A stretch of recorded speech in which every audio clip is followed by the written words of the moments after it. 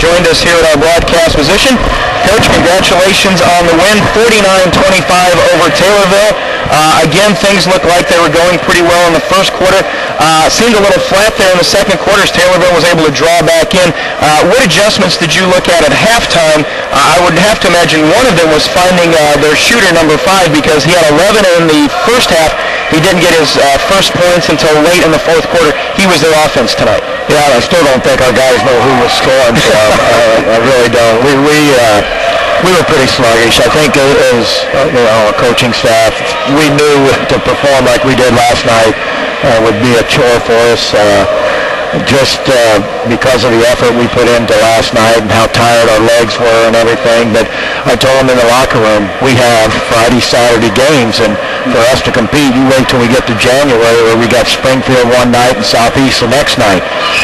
We've got a couple really, really hard weekends in January, February. I think maybe one is Springfield and one is Lanphier and Southeast, or something like that. But I know we've got some tough weekends there on the road, and we're going to have to make sure that we're able to compete in that.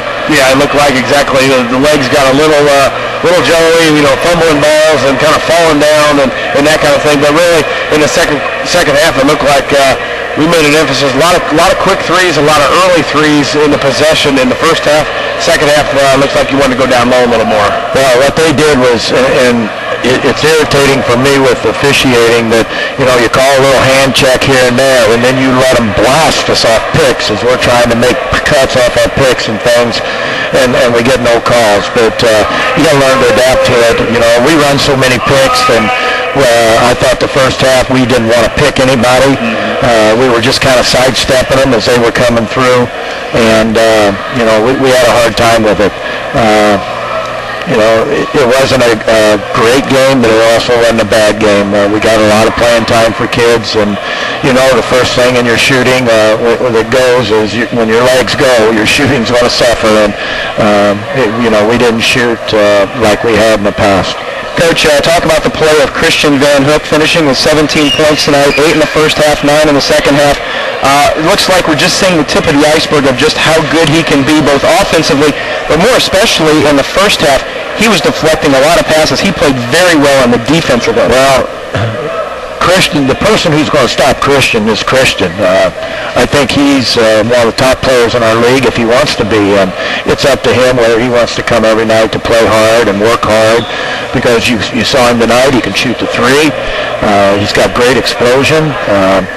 He doesn't want to block very much, and he should be able to dominate down inside with his skills that he has and his jumping ability. And we have to get him to understand that he should dominate. And defensively he did it the first half.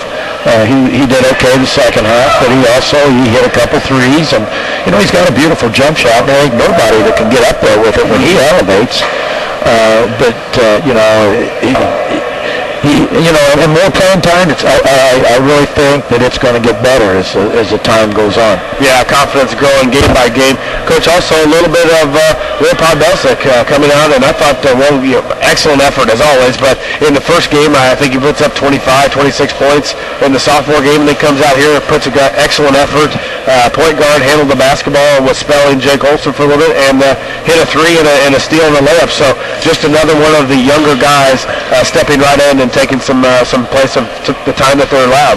Well, that's what happens when situations arises, and you got to be ready. Sitting on the bench and being ready to play is the toughest thing on a basketball team. You don't know when it's going to come. You don't know when you're going to get your call, but you have to sit there and take advantage of it. It was when the time comes.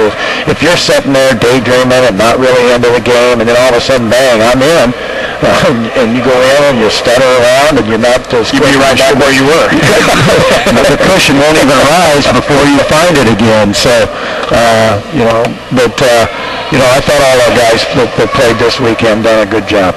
Coach, we see that Brian Coyne was the first player out of the locker room. Talk about his game tonight, because he did take some threes where maybe he didn't get the good looks, but in the second half he made an effort. to use that ability to shoot the three and make some real nice moves inside. Josh even commented that he can take his guy to the basket any time, and he needs to do that. Exactly, and I hope these 2 days have really helped him out to understand that, you know, he can be a vital part to our team. And, you know, he's so laid back that I think he lays back and allows other people to do their thing, and when he can really take over and play and do the things himself. Brant was very tired tonight. You know, he played maybe the best game he's played in his career last night, and he wasn't bad tonight. His shot didn't go, tired legs, you know. Blame the coach that he didn't get him on a break or something, but I don't really care. But I really think that he had a very, very good weekend. All right, Coach, congratulations on the win tonight. Next time we will see you will be after Christmas down in Collinsville. Decatur Eisenhower, the matchup down there. And Collinsville is always an interesting event for the Railers. And, you know, you guys talked about it this morning on the cheap seats. The number 1 seed, defending champion, there's always that bullseye. You wear a Lincoln Railer uniform, there's going to be that extra added pressure. This team ready for Collinsville? Well, you know, the setback that we've had, we've got some work to do here. We got 10 days before we play. We got finals in there, which will be 2 bad days of practice. I'm telling you that now. There's going to be 2 bad days of practice. It just never fails when you have finals, and that's okay, because their mind should be elsewhere. It should be in the classroom and finishing up and doing their finals and getting the grades that they need. And but we still have to come out. They won't be as long of workouts. We'll come out and probably do some conditioning and some some shooting, and we'll get through some things. But you know, we've got to give them time to get prepared for their finals. All right, Coach, congratulations on the win. And since we won't talk to you till after the holiday, Merry Christmas to you and the Railer family.